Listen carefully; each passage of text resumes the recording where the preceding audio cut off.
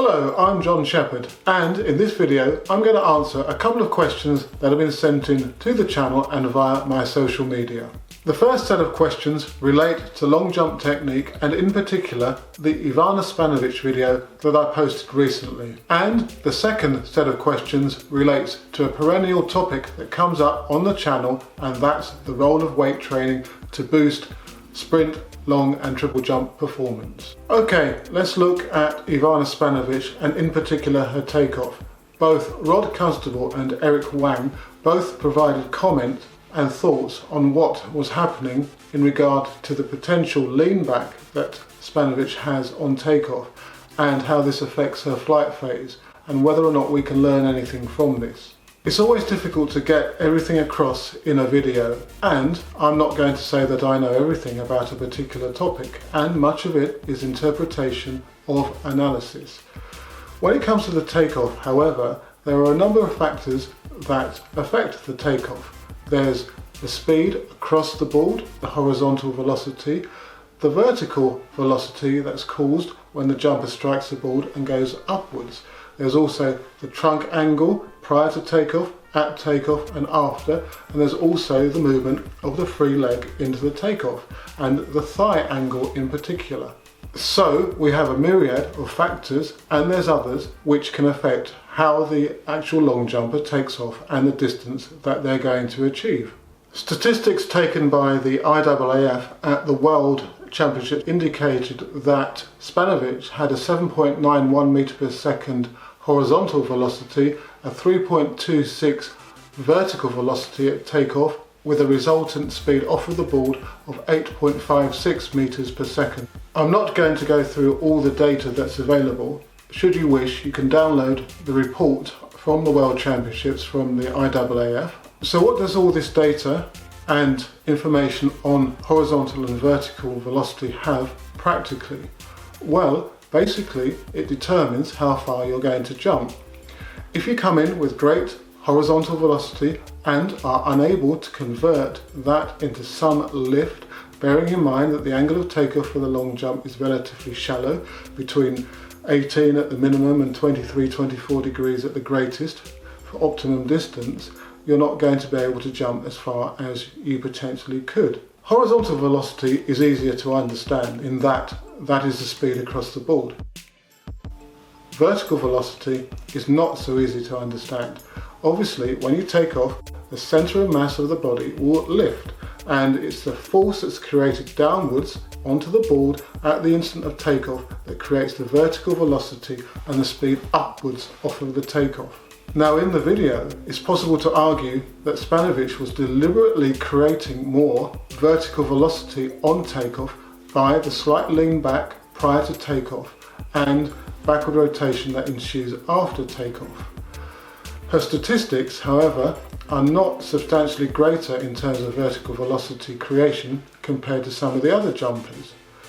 However, everything else being equal, if a jumper takes off at the speeds that she is and creates greater vertical velocity, they will jump further. However, attempting to create backward rotation at takeoff is not necessarily a positive thing, and in fact, very few jumps coaches would recommend that you do that.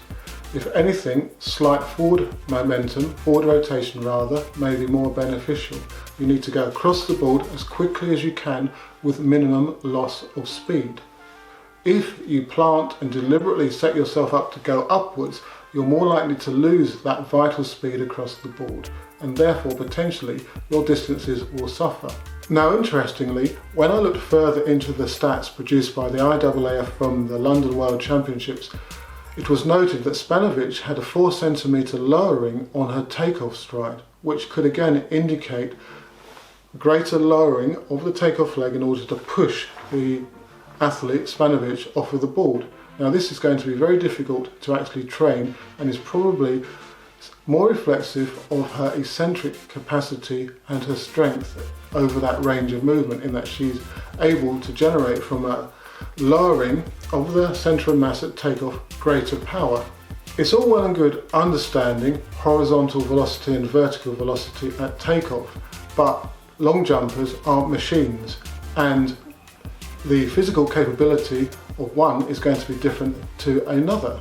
And I'm specifically referring here to the eccentric and concentric abilities and the stretch shortening cycle capacity of the athlete. I've talked long and hard about how eccentric capacity is vital for all the jumps and indeed for sprinting, in that the stiffer, the firmer the contact is at the point of takeoff, the greater the concentric stretch reflex, or the reflex to the eccentric action rather, will be. That means the jumper will lose less time on the board and be able to create greater force. When we're looking at the statistics that are produced, it's actually quite difficult to determine which jumper jumps in a specific way deliberately, in that if you've got greater eccentric capability, you're more likely to withstand the forces at the takeoff and get a greater concentric push spring off with the takeoff.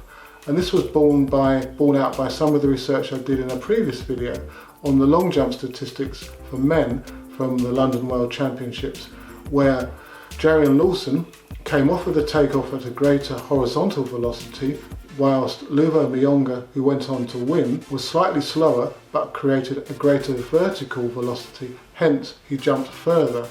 So in terms of trying to sum up what we're talking about here and the relationship between the horizontal and vertical velocity components at takeoff, I think the take-home value is that you should maximize your eccentric capacity, the ability to withstand force and be able to then turn that force into the reflex that will propel you off of the board.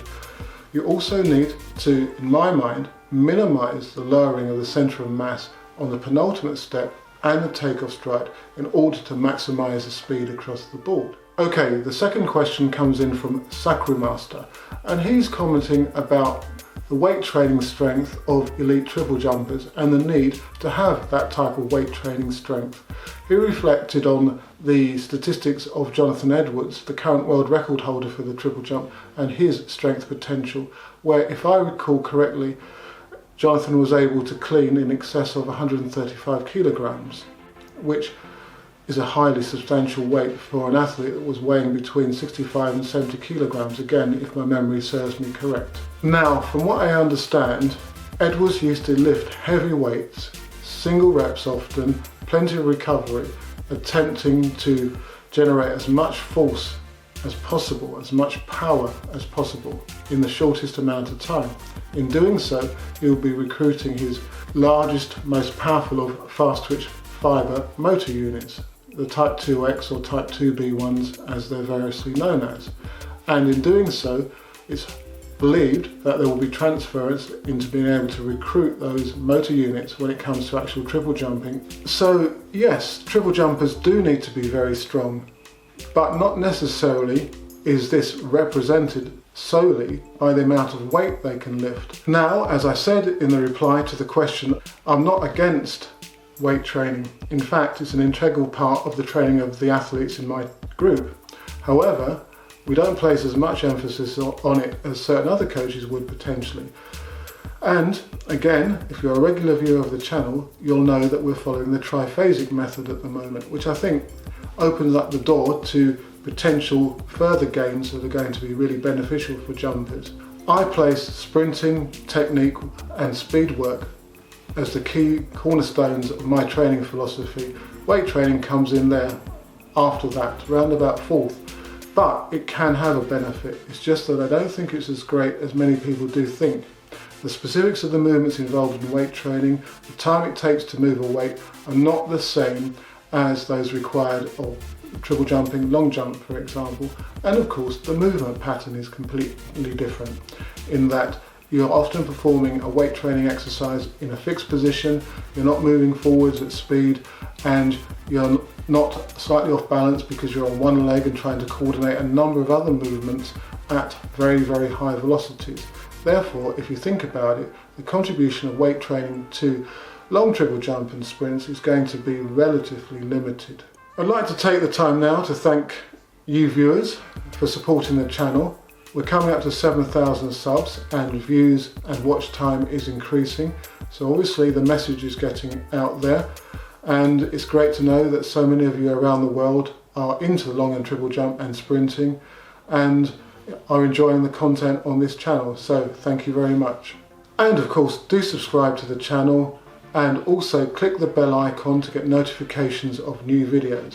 And as I've been indicated in these types of videos in the past, I've been creating more community type content for subscribers, such as exercises of the month and also some quicker videos on what we did in a particular training session, and also providing links through to some of the articles that I've written and other type of content. If you'd like to find out more about the free lap timing system, drop me a message.